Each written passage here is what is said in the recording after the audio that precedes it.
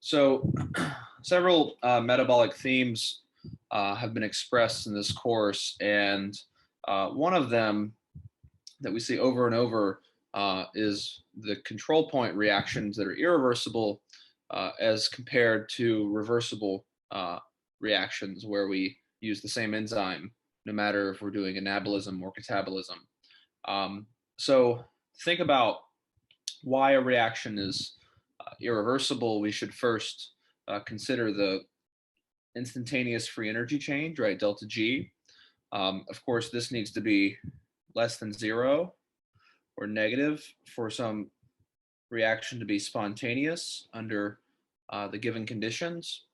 So delta G is a sum of both the standard free energy change, which you look up in a table, plus RT ln of Q, or the product to reactant quotient, right?